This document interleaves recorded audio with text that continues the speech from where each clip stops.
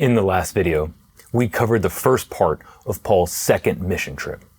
Paul began his second mission trip by covering the same cities in Galatia he visited in the first mission trip, but winds up heading into Greece due to a vision. Along the way, Paul picked up Timothy as a traveling companion, as well as Luke, the author of the Gospel of Luke in the book of Acts, who traveled with Paul for a short while. In Greece, Paul's crew has evangelized in Philippi, Thessalonica, Berea, and Athens. He has been beaten, thrown in jail, hounded by Jews over his preaching, ran out of town, and hauled before the Areopagus for a trial. And now, after escaping the Jews in Athens in early 51, Paul is on his way to Corinth. Corinth sits right on the skinny piece of land that connects the two halves of Greece, the northeast where Athens sits, and the southwest where Sparta is. It was a prime location that benefited from trade between the two major cities.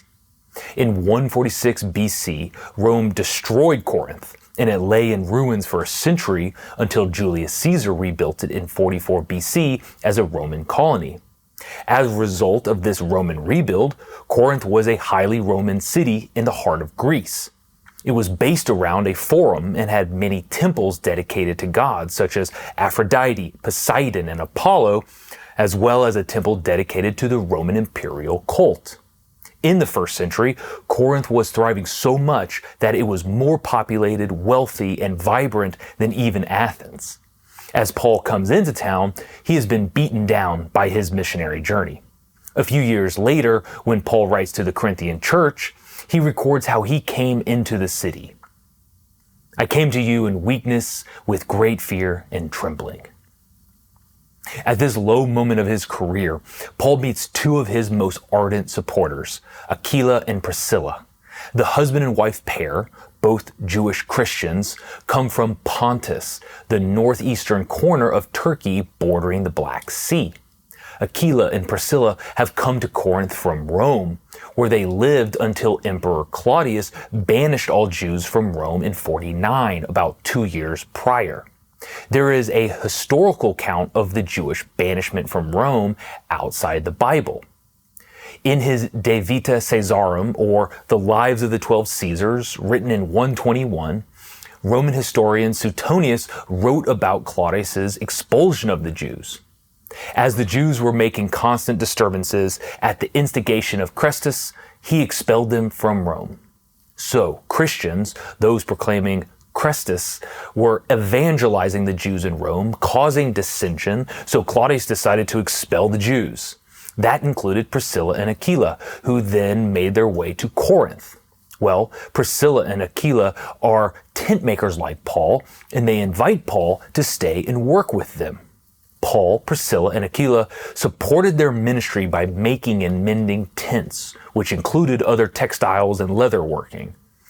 That doesn't mean Paul didn't receive funds from the churches he ministered to. He did. In fact, while Paul is in Corinth, Silas and Timothy come to town with a financial gift from the churches they had planted. This financially freed Paul to devote himself exclusively to preaching. Timothy's arrival also brought news from the church in Thessalonica, where Timothy had just come from. Timothy tells Paul how the Thessalonian church is holding fast to what Paul taught them, and Paul, in his excitement, writes to the Thessalonians, the book of the Bible known as 1 Thessalonians. In the letter, Paul tells the Thessalonians he is proud of the strength of their faith, how they have held fast in the face of persecution, and how badly he desires to come see them.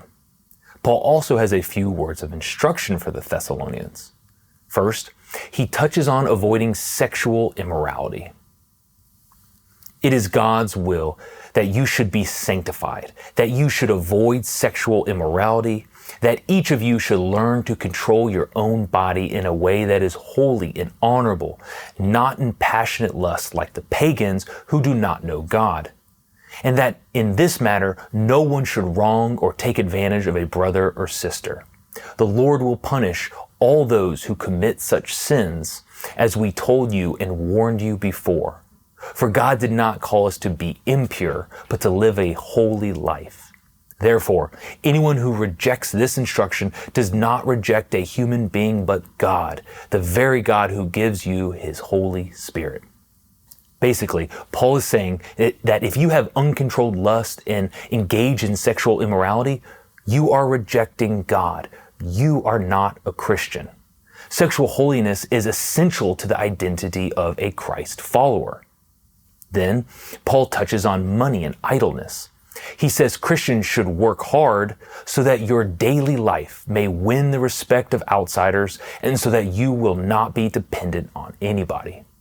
Basically, the Thessalonian church does a good job supporting each other out of Christian love. However, some are taking advantage of the generosity. To these people, Paul says, work hard and don't be a deadbeat. Lastly, Paul wanted to reassure the Thessalonian church about Christ's return. Paul always preaches how Christ's death and resurrection commenced the spread of God's kingdom.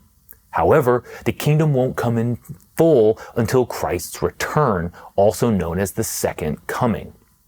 The second coming is when Satan, all evil, even death itself, is defeated once and for all. It appears that Timothy reported to Paul that the Thessalonians were concerned about believers who had recently died. Would those believers miss out on the benefits of Christ's second coming? Paul's message to the Thessalonians is, take heart. Just as Christ rose from the grave in his resurrection, so all believers will be resurrected at Christ's second coming, both the living and deceased believers. And don't worry about when the second coming is going to happen. Paul says it will come suddenly, like a thief in the night. This metaphor originated with Jesus and was also used by Peter and John in their New Testament books. So, as believers, we must always stay vigilant, eagerly awaiting Christ's return and living right in the meantime, which includes avoiding sexual immorality and working hard for a living. Not long after this, Paul also wrote 2 Thessalonians, probably later in the year 51 while still in Corinth. The primary topic of the second letter is, again, Christ's second coming. This time, the Thessalonians are worried that they missed the second coming, that it happened and they never noticed. Apparently, someone wrote to the Thessalonians pretending to be Paul and told the church they missed the big moment. Paul reassures them that the second coming hasn't happened, and when it does happen, it will be a momentous occasion. It certainly won't pass by without people noticing. When you read the text, there are multiple ways people understand what Paul is saying about the second coming and how it will go down, which is a gigantic topic for a later video. The main point, however, is that God is in control. Christ will come to defeat Satan and fully realize the new heavens and the new earth, God's kingdom. And it will happen on God's timeline. Our job is to stay faithful and vigilant. Paul finishes his second letter with an exhortation to work hard. The problem of idleness that Paul addressed in the first letter had only gotten worse. In the name of the Lord Jesus Christ, we command you, brothers and sisters, to keep away from every believer who is idle and disruptive and does not live according to the teaching you received from us. For when we were with you, we gave you this rule: the one who is unwilling to work shall not eat. Paul's 18 months in Corinth were remarkably calm, given the typical persecution he experienced. However, the Corinthian Jews eventually dragged Paul to court, probably in 52, with the charge of persuading the people to worship God in ways contrary to the law. Before Paul could even say a word to defend himself, the Roman proconsul of the territory immediately dismissed the case, saying that it was an internal Jewish dispute and to settle the matter themselves. This is actually a huge moment for the early church. The ruling meant that, as far as the Roman government in the territory was concerned, Christians were just a variation of Jews.